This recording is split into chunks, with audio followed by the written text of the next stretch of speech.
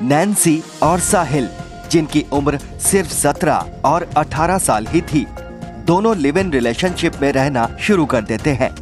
हालांकि दोनों शादी करना चाहते थे, लेकिन नैन्सी की उम्र अभी शादी वाली नहीं हुई थी। इसी के चलते जैसे ही उनकी उम्र शादी वाली होती है, दोनों लव मैरिज कर लेते हैं और लिव इन रिलेशनशिप में रहने के कुछ सालों बाद ही, जिसके बाद इनकी शादी को भी कुछ महीने ही हुए थे कि अचानक से नैन्सी और साहिल जब आउटिंग पे थे, नैन्सी रोड सिग्नल पे साहिल को कहती है गाड़ी रोकने के लिए और वो उतरती है। कहती है वो थोड़ी देर में आएगी, लेकिन वहां से वो साहिल को छोड़ के भाग जाती है। लेकिन जब इस सब की असलियत सबके सामने आई तो ये कुछ और ही था, जो कि बहुत ही ज्यादा डार्क था। तो चलिए इस पूरे मामले को विस्तार से समझते हैं। इन सब की शुरुआत होती है साल 2016 में, जब नैन्सी नाम की एक लड़की, जिसकी उम्र सिर्फ 17 साल थी और वो दिल्ली में ही रहती थी, उसको आउटिंग का और पार्टी का बहुत ज्यादा शौक था।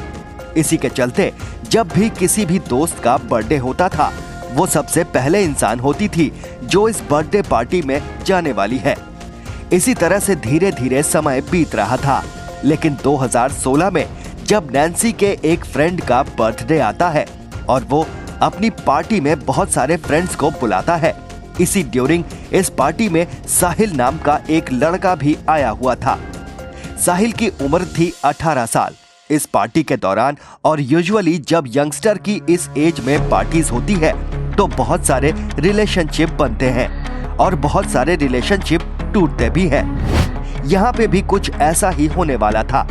नैन्सी और साहिल धीरे धीरे बातों ही बातों में एक दूसरे के करीब आना शुरू हो जाते हैं।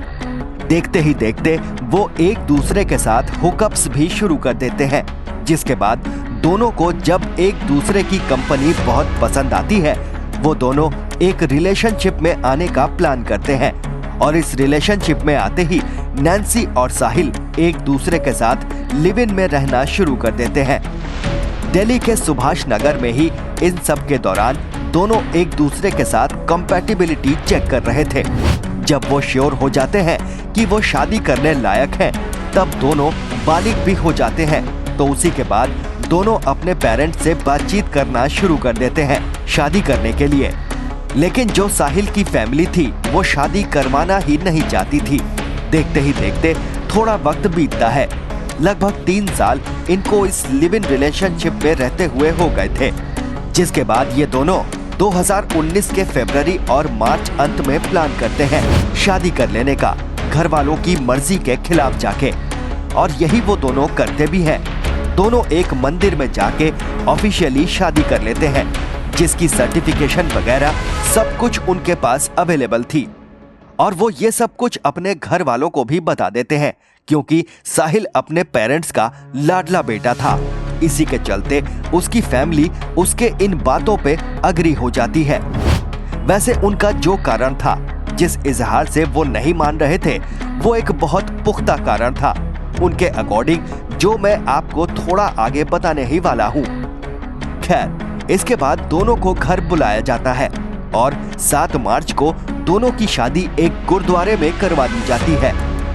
देखते देखते थोड़ा वक्त बीतता है। इनफैक्ट कुछ महीने ही बीत जाते हैं। वक्त आता है 11 नवंबर 2019 का। इस समय नैन्सी के जो भी फ्रेंड्स या फिर उसकी फैमिली उसको कॉल करने की कोशिश कर रहे थे, तो सामने से नैन्सी का फोन स्विच ऑफ आ रहा था। इस समय तक नैन्सी का ऐसा बिहेवियर भी नहीं था कि वो बहुत सारे लोगों से बात करती थी। इनफैक्ट डेली बातें करती थी। कभी कभार उसकी दोस्तों से बातें होती थी, तो कभी कभार उसकी अपनी फैमिली से भी बात होती थी। लेकिन यहाँ पे प्रॉब्लम आनी शुरू होती है। नैन्सी के पिता को जब वो बहुत समय तक उसको कॉल्स करते रहते हैं, उसका फोन स्विच ऑफ ही आ रहा था, क्योंकि ये एक लव मैरिज थी। इसी के चलते दोनों फैमिली की आपस में ज्यादा बनती नहीं थी, इसलिए नैन्सी के पिता ने भी ज्यादा बॉदर नहीं किया साहिल या फिर उसकी फैमिली को फोन करके पूछने के लिए। लेकिन जब 11 नवंबर से धीरे धीरे देखते देखते 14 दिन बीत जाते हैं, वक्त आता है 25 नवंबर 2019 का, जब उनको लगता है कि शायद अब बहुत देरी हो गई है। उनकी बेटी से उनकी बात हो ही नहीं रही थी और जब भी किसी नैन्सी के फ्रेंड से वो कांटेक्ट करने की कोशिश करते तो वो भी सेम ही बात कहते। जब उन्होंने साहिल के घर पे बात की तो उन्होंने बताया कि उनकी बेटी कहीं भाग गई है। अब ये जो बात थी ये नैन्सी के पिता डाइजेस्ट नहीं कर पा रहे थे और इसी के चलते नैन्सी के पिता जनकपुरी पुलिस स्टेशन में एक रिपोर्ट लिखवा देते हैं उनकी बेटी की मिसिंग होने की। अब जब पुलिस को पता चलता है कि ये सारा मैटर इस तरह से हुआ है और उनकी बेटी की बात उनसे लगभग पिछले 14 दिनों से नहीं हुई है तो वो उसके बारे में पूछताछ करना शुरू करते हैं। जैसे ही उनको पता चलता है कि नैन्सी अभी तक साहिल चोपड़ा के साथ रह रही थी जिसकी उम्र इस इंसिडेंट के दौरान 21 साल की थी और पुलिस जानती थी कि अगर किसी को इसके बारे में भी कुछ पता होगा तो वो शायद साहिल ही होगा। इसी के चलते पुलिस सबसे पहले साहिल को ही बुलाती है। साहिल को बुलाने के बाद जब पुलिस उससे पूछताछ करती है तो साहिल उनको बताता है कि 11 नवंबर को जब वो और नैन्सी कहीं आउटिंग पे जा रहे थे, इसी दौरान नैन्सी ने बीच में लाइट्स पे गाड़ी को रुकवाया, ये कहते हुए कि आप यहाँ पे वेट करो, मैं थोड़ी देर में ही आती हूँ। लेकिन वहाँ से नैन्सी गायब हो गई, जिसके बाद वो कभी भी नहीं आई। ना उसका कोई कॉल साहिल को आया और ना ही साहिल ने उसको कॉल करने की कोशिश की, क्योंकि साहिल को लग रहा था शायद वो किसी और से बातचीत करती थी और शायद वो साहिल को धोखा भी देने वाली है। और साहिल को यही लग रहा था कि वो लड़की किसी और लड़के के साथ भाग गई है, इसलिए उसने बॉदर करना भी सही नहीं समझा। और इसी पे पुलिस वाले साहिल को ये भी कहते हैं कि क्यों आखिरकार पुलिस में उसने कोई भी रिपोर्ट नहीं लिखवाया है। इसके अगेंस्ट जिस पे साहिल कहता है कि उसने जो भी किया अपनी मर्जी से किया और वो होता कौन है उसको जबरदस्ती रोकने वाला। अगर वो जाना चाहती थी तो उसने चले ही जाना था, चाहे वो कितनी भी बार उसको रोकने की कोशिश कर पाता। अब ये जो स्टेटमेंट थी ये शायद साहिल की तरफ से क्लियर हो गई थी। उसकी फैमिली भी सेम ही बातें पुलिस को बताती है, लेकिन समहाउ पुलिस को ये बातें थोड़ी सस्पिशियस लग रही थी। मतलब ये जो सच था ये बिलीव करने लायक नहीं था कि कैसे एक लव मैरिज के लगभग 6 महीने बाद ही एक लड़की भाग जाती है, वो भी उसके बाद जब वो अपने इस पार्टनर के साथ 3 साल लिव इन रिलेशनशिप में रही हो। इतना समय बहुत होता है किसी सामने वाले इंसान को जानने के लिए और उससे शादी करने के लिए। इसके बाद पुलिस समझ गई कि साहिल कुछ तो है जो छुपाने की कोशिश कर रहा है और शायद इस सब से सीधा सीधा लेना देना साहिल का ही है। इसलिए साहिल से पुलिस थोड़ा सा और स्ट्रिक्टली पूछताछ करना शुरू कर देती है, जिसके बाद साहिल फाइनली एक सच बताता है पुलिस को और यह सच बहुत ही ज्यादा भयानक था। इनफैक्ट इसी तरह के सच हमें ये भी बताते हैं कि हमें शादी करने के लिए बहुत मैच्योर होने की जरूरत होती है। ये नहीं कि आप किसी के साथ रिलेशनशिप में आए, अपने अर्ली 20s में किसी से भी शादी कर लें, क्योंकि अभी का जो समय चल रहा है ये पुराने समय से बहुत डिफरेंट है। पुराने समय में लोगों में लॉयल्टी बहुत ज्यादा होती थी और लोग जिसको एक्सेप्ट कर लेते थे उसी के साथ ही लाइफ लॉन्ग बने रहते थे। लेकिन आजकल के समय में लोगों का मन बहुत जल्दी अपने पार्टनर से भर जाता है और इसी तरह के इंसिडेंट अक्सर इस दुनिया में होने लगते हैं। साहिल ने पुलिस को बताया जब उसकी शादी हुई थी 7 मार्च 2019 को, उसके बाद से ही इनफैक्ट कुछ दिनों के बाद से ही उनका प्यार का भूत वो धीरे धीरे उतरना शुरू हो गया था, क्योंकि नैन्सी जो थी वो एक रिलेशनशिप में आ गई थी, उसके ऊपर एक फैमिली की रिस्पॉन्सिबिलिटीज भी आ गई थी। इसी के चलते उसकी बहुत सारी लड़ाइयाँ होनी शुरू हो गई।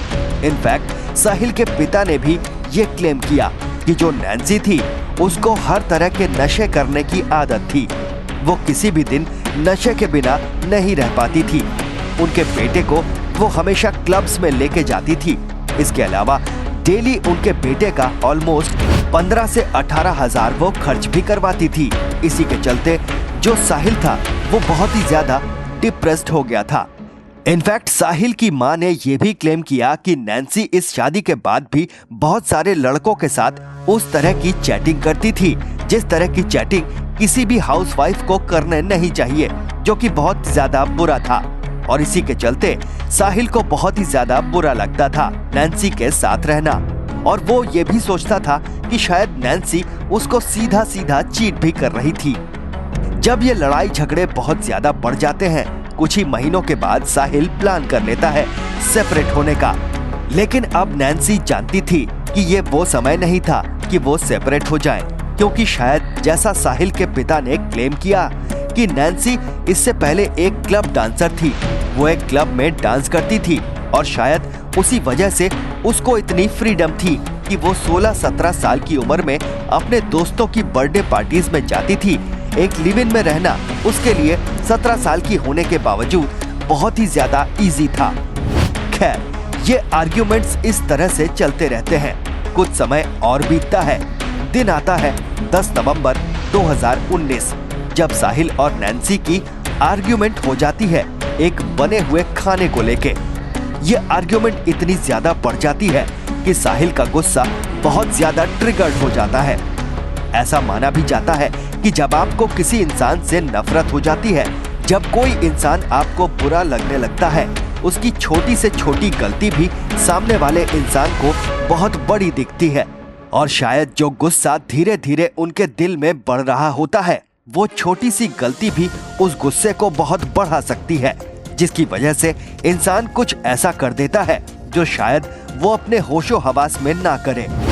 इसी रात साहिल ने प्लान कर लिया था कि वो नैन्सी को जान से मार देगा। 10 नवंबर की रात होती है। नैन्सी उसके बाद सो जाती है, लेकिन साहिल रात भर नहीं सो पाया, और वो यही प्लाटिंग करता रहा कि किस तरह से वो उसने सोचा है वो सबको अंजाम देगा।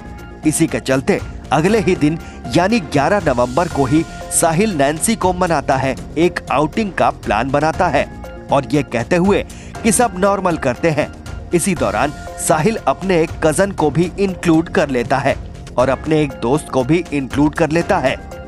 नैन्सी के इस समय तक बहुत ज्यादा दोस्त नहीं थे। शायद जो साहिल के साथ रहते थे वही उसके साथ भी रहते थे, लेकिन साहिल ने अपने इस कजन को और अपने इस दोस्त को अपना सारा दुख सुना दिया था। ये चारों के चारों लोग 11 नवंबर को ही लगभग शाम को अपनी होंडा अकॉर्ड गाड़ी में दिल्ली से हरियाणा के लिए निकलते हैं। लेकिन इस गाड़ी में साहिल एक बंदूक भी रखी हुई थी, साथ ही उन्होंने इस गाड़ी में ही शराब भी रखी थी। जब ये दिल्ली से निकलते हैं, चारों लोग गाड़ी में शराब पीना शुरू कर देते हैं। धीरे धीरे सबकी जो सेंसेस थी वो स्लो होती जा रही थी, लेकिन साहिल जानता था उसने जो पिछले कल सोचा था वो उसको पूरा करना ही करना है, जिसके चलते वो हरियाणा में पानीपत रिफाइनरी की जगह लगभग 6 किलोमीटर पीछे थे। वहां पे बहुत अंधेरा था, ज्यादा लोग भी नहीं थे।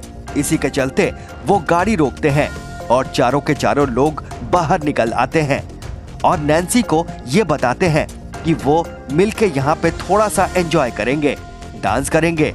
लेकिन इसके बाद जैसे ही ये चारों गाड़ी से बाहर निकलते हैं, साहिल का कजन और उसका दोस्त नैन्सी को कस के पकड़ लेते हैं सो दैट वो वहां से भाग ना पाए, या फिर साहिल जो सामने से गोली चलाने वाला था उसका निशाना ना चूक जाए।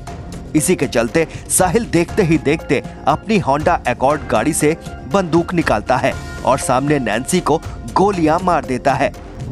नैन्सी की जान तो वहीं पे चली गई, लेकिन वो जानते थे कि ये जो एरिया था वो इस लाश को छुपाने के लिए बिल्कुल भी सही नहीं था। इसी के चलते वो नैन्सी को फिर से गाड़ी में बिठाते हैं। ये 6 किलोमीटर का सफर फिर से तय करते हैं और पानीपत रिफाइनरी के पास पहुंचते हैं, जहां पे झाड़ियों में इस लाश को फेंक दिया जाता है। क्योंकि यहाँ पे बहुत ज्यादा आवाजाही नहीं थी, बहुत सारे लोग आते जाते नहीं थे, या फिर वो जानते थे कि अगर कोई आएगा तो वो लाश उन्होंने इस तरह से छुपाई थी कि जब तक स्मेल नहीं आनी शुरू होगी किसी इंसान को इसके बारे में पता नहीं चलेगा। इनफैक्ट पॉसिबिलिटी ये भी है कि स्मेल आनी शुरू भी हो जाए, लेकिन इस दौरान भी इस एरिया में कोई इंसान होगा ही नहीं, और शायद जब तक आएगा तब तक ये लाश पूरी तरह से डिकम्पोज हो चुकी होगी। लेकिन उससे पहले ये जो सारा का सारा प्लान था साहिल का, वो खुल चुका था पुलिस के सामने। जिसके बाद पुलिस और साहिल इसी रिफाइनरी के पास जाते हैं, जहां से ये लाश जो कि आधी सड़ चुकी थी भी बरामद की जाती है।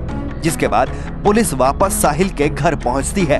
वहां से वो साहिल की गाड़ी भी बरामद करते हैं और उसके अंदर जो बंदूक थी जिससे नैन्सी पे गोली चलाई गई थी वो भी बरामद कर ली जाती है। लेकिन यहाँ पे सबसे अजीब बात ये थी कि साहिल जब पकड़ा भी गया था तो उसके माथे पे कोई शिकन नहीं था, ना ही उसको किसी चीज का रिग्रेट था। इनफैक्ट उन्होंने इस सब के बाद नैन्सी की कुछ वीडियोस भी पब्लिक करी, जिसमें नैन्सी हर तरह के नशे करती हुई नजर आ रही है, बार में नाचती हुई नजर आ रही है, एंजॉय करती हुई नजर आ रही है, जो कि बातें क्लेम करती है कि शायद जो कुछ भी साहिल के पिता ने बताया था वो बिल्कुल सच था। लेकिन इन सब का सॉल्यूशन नैन्सी की जान लेना नहीं हो सकता था। वो डिवोर्स भी ले सकते थे, वो किसी तरह से दोनों को अलग भी करवा सकते थे। जान लेना कभी भी सॉल्यूशन नहीं हो सकता। लेकिन ये बात एक बहुत क्लियर इंडिकेशन देती है कि जिन चीजों को देख के साहिल नैन्सी के साथ रिलेशनशिप में आया था, मतलब जिस तरह से उसको रहना पसंद था, क्लब में जाना पसंद था, नशे करना पसंद था, उन्हीं चीजों ने आगे जाके साहिल पे बर्डन बना दिया था। उन्हीं चीजों की वजह से साहिल को नैन्सी बुरी लगनी शुरू हो गई थी। इसीलिए जब भी आप अपना पार्टनर चूज करते हैं तो आपको बहुत केयरफुल होने की जरूरत है, क्योंकि आपको सिर्फ प्रेजेंट नहीं देखना होता, आपको अपना फ्यूचर भी देखना होता है। इस पूरे मामले पर अपनी राय कमेंट सेक्शन में जरूर लिखें। देखते रहिए खबर इंडिया नाउ, आपका सच हमारी खबर।